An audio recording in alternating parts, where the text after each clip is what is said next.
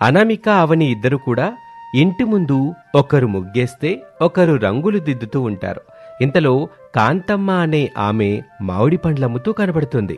మామిడి పండ్లమ్మా, మామిడి పండ్లు, పచ్చని మామిడి పళ్ళు, తాజా తాజా మామిడి పళ్ళు, రావాలమ్మా రావాలి అని కేకలు వేయటంతో అవని అనామిక ఇద్దరు కూడా మాట్లాడుకుంటూ ఉంటారు.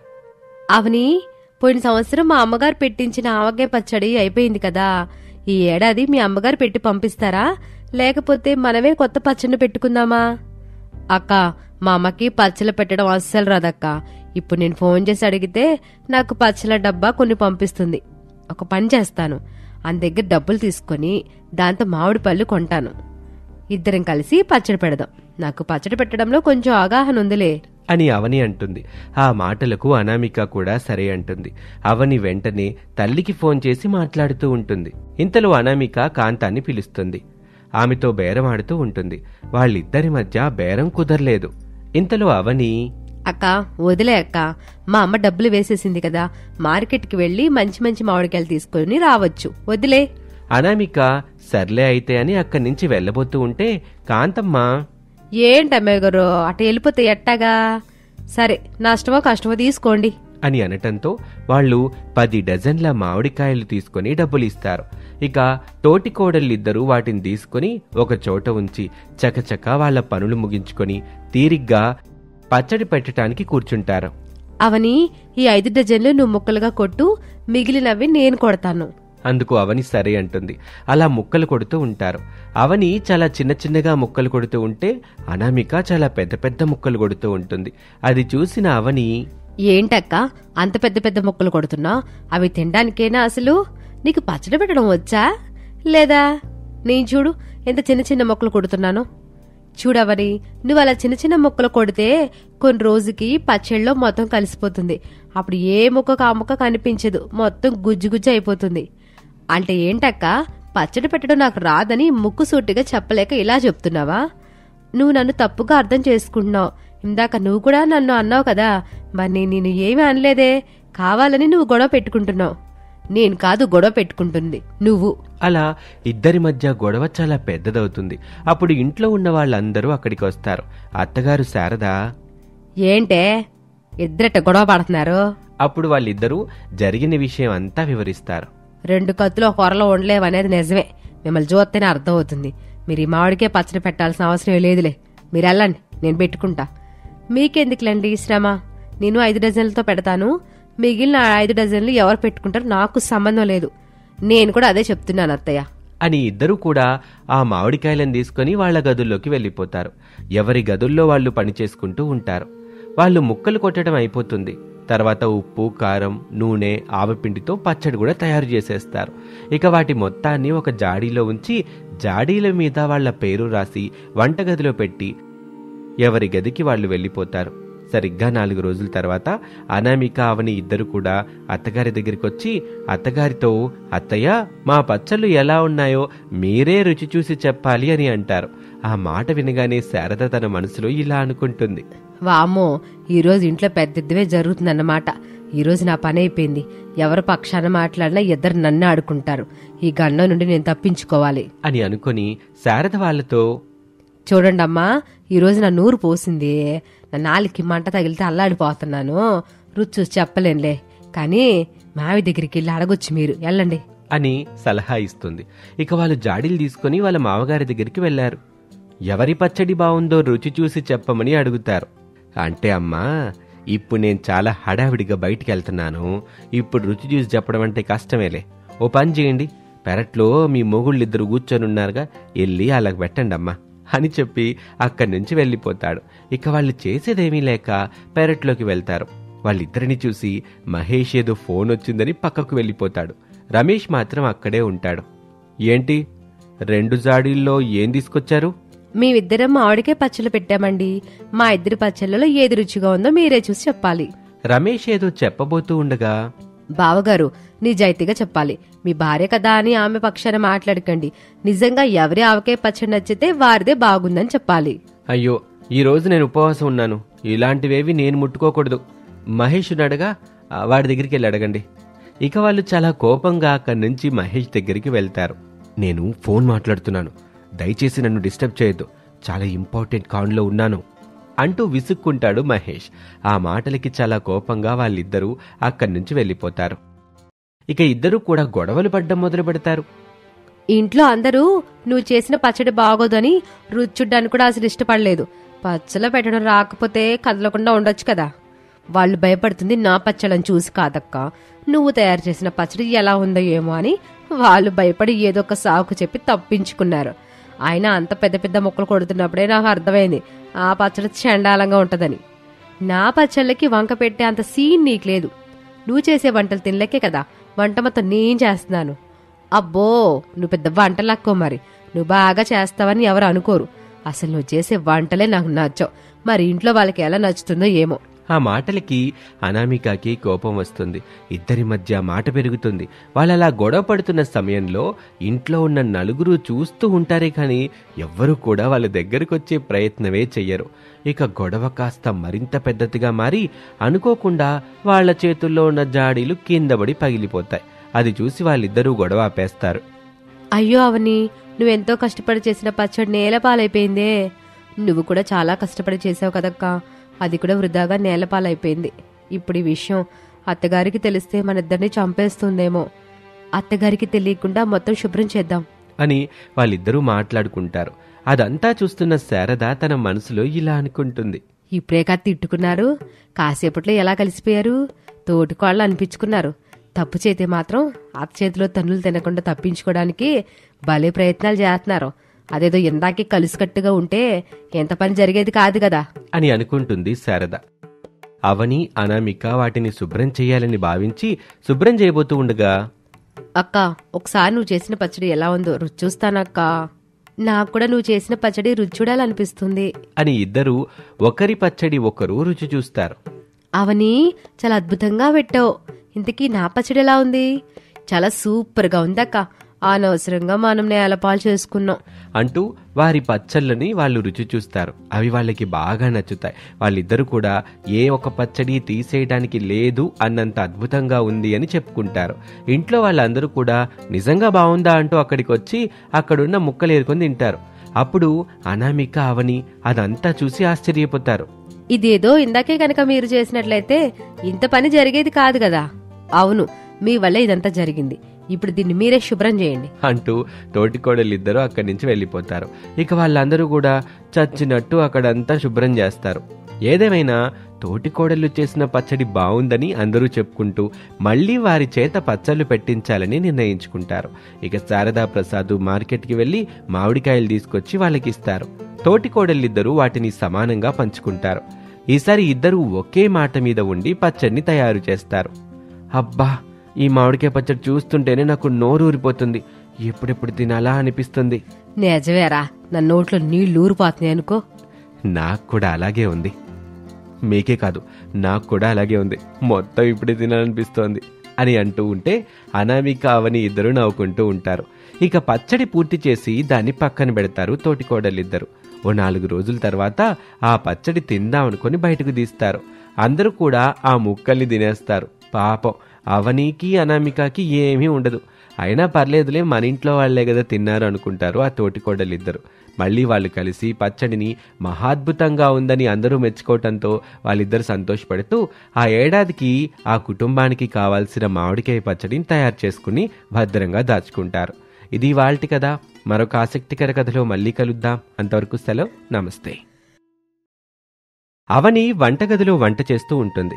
ఇంతలో కిటికీలో నుంచి పొగొస్తుంది. దాన్ని చూసి అవని చాలా కోపంగా కిటికీ దగ్గర నిలబడి అవతల ఉన్న వ్యక్తికి వినిపించేలాగా అరుస్తూ ఉంటుంది. ఆ అవతల ఉన్న వ్యక్తి ఎవరో కాదు, అనామిక. వాళ్ళిద్దరూ కూడా తోటికోడళ్ళైనా ఒకరు పెద్ద భవనంలో, ఒకరు చిన్న పూరి గుడిసెలో ఎందుకుంటున్నారు? అసలు ఈ పొగకి కారణమేంటో తెలుసుకుందాం. అది దక్షిణాపల్లి అనే ఒక చిన్న గ్రామం. ఆ గ్రామంలో శారదా ప్రసాదుల కుటుంబం ఉంది. వాళ్లకి 2 కొడుకులు. వాళ్ళిద్దరికీ పెళ్లిళ్ళయ్యాయి. వాళ్లకు తెలిసిన పనులు చేసుకుంటూ వాళ్ళంతా సంతోషంగా ఉంటారు. అయితే అవని మాత్రం ఆ ఇంట్లో ఉండటానికి అసలు ఏమాత్రం ఇష్టపడేది కాదు. అదే విషయాన్ని తన భర్త సురేష్తో ఎప్పుడూ చెబుతూ ఉండేది. ఎవండి, ఎంతకాలమని ఇలా మనం చిన్నింట్లో ఉంటాం చెప్పండి. నాకంటూ కొన్ని కలలున్నాయి. పెద్ద బంగ్లా, ఇంటి ముందు 2 కార్లు, ఒంటి నిండా నగలు. మనం చూస్తే అమ్మో ఎంత డబ్బున్న వాళ్ళని మనల్ని పొగుడుతూ ఉండాలి. అలా ఉండాలంటే నేను ఉద్యోగం మానేసి ఏదైనా బ్యాంకుకి కన్నం వెయ్యాలి. నేనేమి మీతో పరాచకాలు ఆడడం లేదు. నాకు ఇలాగే ఉండాలనుంది. నీ వల్ల కాకపోతే చెప్పండి, మా పుట్టింటోళ్ళ దగ్గర నుంచి డబ్బు తెచ్చుకొని ఆ లగ్జరీ లైఫ్ని అనుభవిస్తాను. ఆ మాటలకి సురేష్ నీ ఇష్టం వచ్చినట్టుగా నువ్వు చావు అంటూ అక్కడి నుంచి వెళ్ళిపోతాడు. ఆ మాటలన్నీ అనామిక ఉంటుంది. అదే విషయాన్ని శారద్తో చెప్తుంది. ఇది మన కుటుంబాన్ని వేరుపరచడానికి చూస్తుంది. తులసి వనంలో గంజాయి మొక్కలాగా తయారైంది ఇది. ఏం చేస్తాం, మన కర్మ. సర్లే గాని దాన్ని ఈరోజు వంట ఉండమని చెప్పు. అమ్మో, నేను చెప్పను అత్తయ్య. నేను గనక ఆమెకి ఈ విషయం చెప్తే నా మీద ఒంటి కాలుతో తగాదాకా వచ్చేస్తుంది. మీరే చెప్పుకోండి. శారద సరే అని చెప్పి అవని దగ్గరకు వెళ్తుంది. అవనే, ఈరోజు అనామిక నేను పని మీద బయటికి వెళ్తాము. వచ్చేలోపు అందరికి వంట సిద్ధం చేయి. అత్తయ్య, ఈరోజు వంట నేను గ్యాస్ మీద చేస్తాను. పొయ్యి మీద చేస్తే కళ్ళు మంటలు పుడుతూ ఉంటాయి. నేను అస్సలు చేయను.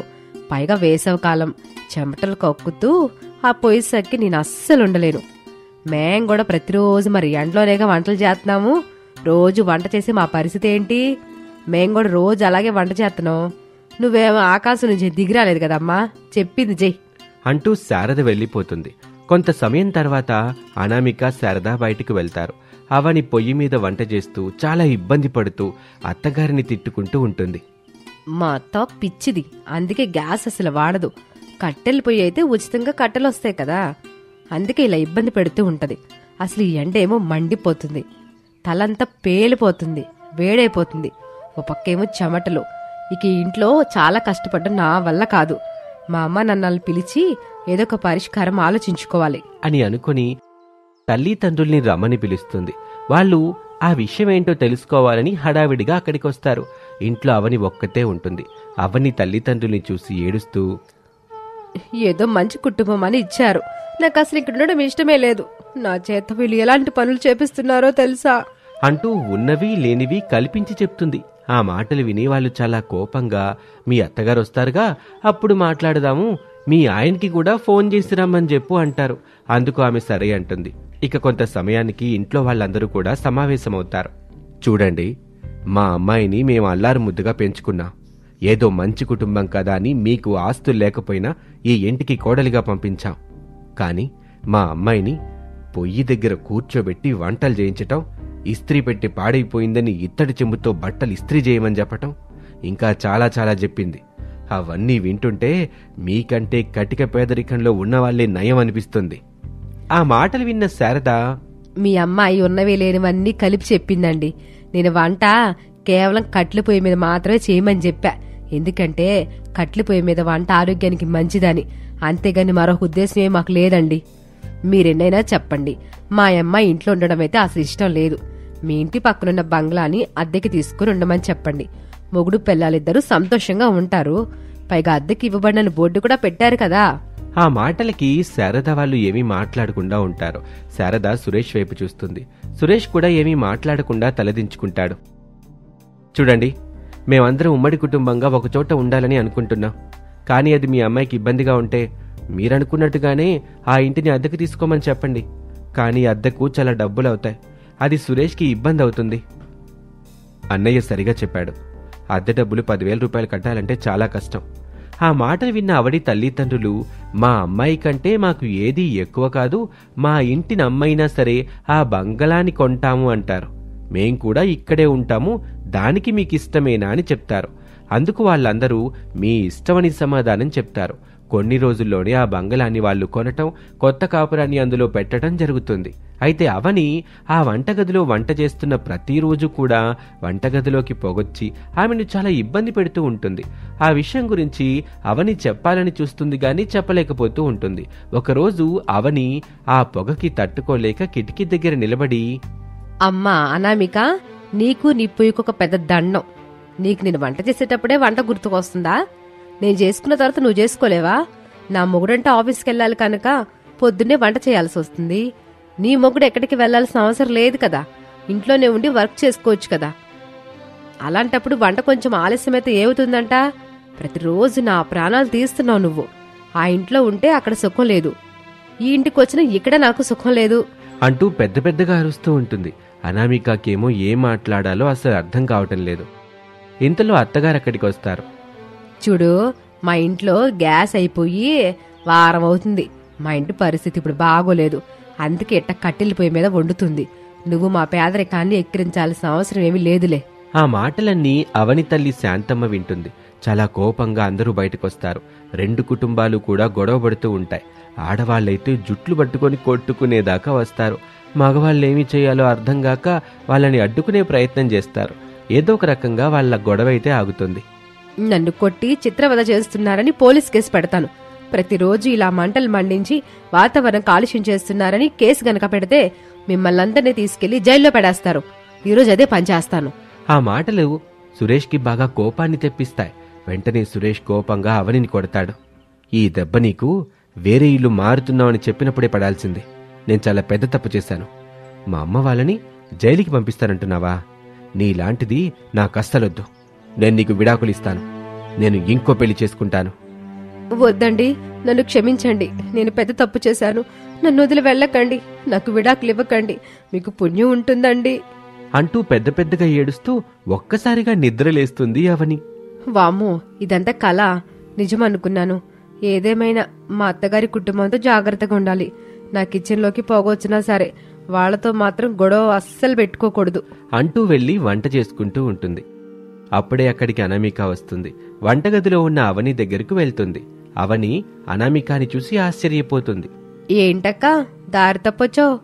మన ఇంటి పరిస్థితి అసలు బాగోలేదవని. ఇంట్లో గ్యాస్ అయిపోయింది. ఉప్పు, పప్పు, కారం, చింతపండు ఏమీ లేవు. 2 రోజుల నుంచి అందరం పస్తులుంటున్నాం. ఆ మాటలు విన్న అవని, మరి రోజు పొయ్యి వెలిగిస్తూనే ఉన్నావు కదక్కా.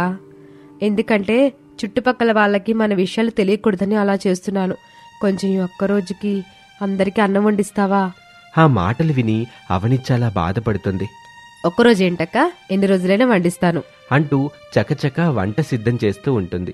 అనామిక కూడా ఆమెకు సహాయం చేస్తూ ఉంటుంది. అప్పుడు అనామిక, ఈ కిచెన్ చాలా బాగుంది. చాలా విశాలంగా కూడా ఉంది. పైగా మనకి ఏది కావాలన్నా అన్నీ అందుబాటులో ఉన్నాయి. పంచదారకి, ఉప్పుకి తారుమారవ్వాల్సిన పనిలేదు. గ్యాస్ పొయ్యి మీద 4 రకాల వంటలు చేసుకోవడానికి మీకు 4 పొయ్యిలున్నాయి. కట్టెల పొయ్యిలాగా కళ్ళు మండవు.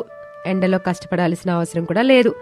ఏదేమైనా నువ్వు చాలా తెలివైన దానివని, అందుకే ఆ పేదరికం నుంచి బయటపడ్డావు. చూడండక్క, మిమ్మల్ని అలా చూస్తుంటే నాకు చాలా బాధగా ఉంది. పై పోర్షన్ ఖాళీగానే ఉంది కదా, మీరందరూ పైకి వెళ్ళొచ్చు కదా, అందరం కలిసి సంతోషంగా ఉండొచ్చు కదా. ఎందుకు అత్తగారు అలా ఆలోచించారు? నువ్వైనా చెప్పక్క. ఇంట్లో అందరం సంతోషంగా ఉందాం అని అంటుంది అవని. అందుకు అనామిక కూడా సరే అంటుంది. అదే విషయాన్ని వాళ్లకు చెప్పాలని భోజనం తీసుకెళ్లి వాళ్ళకు అందిస్తుంది. వాళ్ళందరూ కూడా భోజనం చేస్తారు. ఇక జరిగిన విషయం తెలుసుకున్న తర్వాత శారద ఇలా అంటుంది. చూడండమ్మా, మేమైతే ఎక్కడికే రాం, ఇక్కడే ఉంటాం. నువ్వు రమేష్ ఇద్దరు కూడా ఇంటికి వెళ్ళిపోండి. మీరు సంతోషంగా ఉంటమేగా మాకు కావాలి. ఇక మీదట మేమేదైనా వ్యాపారం చేసుకుని బతుకుతాం. మేం చేసిన అప్పులు కట్టడం వల్లే కదా మీరు కూడా మాకులాగా పస్తులు ఉండాల్సిన వస్తుంది. మీ పాటికి మీరు వెళ్ళిపోండి. ఇక భోజనం సంగతి వస్తే మీరే ఇచ్చినా మేము తీసుకుంటాం. ఆ మాటలకి అనామికకి బాధ కలుగుతుంది. కానీ తప్పనిసరి పరిస్థితుల్లో ఆ ఇంటికి వెళ్లాల్సి వస్తుంది. అక్కడ అనామిక సంతోషంగా ఉంటుంది. పాత కిచెన్ కష్టాలు అస్సలుండవు. సంతోషంగా ఉంటుంది. తోటికోడలిద్దరూ ఆనందంగా ఉంటూ వాళ్ళ అత్తా మామకి కావాల్సిన వాటిని అందిస్తూ వాళ్ళకి కొంత డబ్బు సహాయం చేస్తూ సంతోషంగా ఉంటారు. వాళ్ళు కూడా చిన్న బడ్డీ కొట్టు వ్యాపారం చేసుకుంటూ ఆనందంగా జీవిస్తూ ఉంటారు. ఇది ఇవాల్టి కథ. మరొక ఆసక్తికర కథలో మళ్ళీ కలుద్దాం. నమస్తే.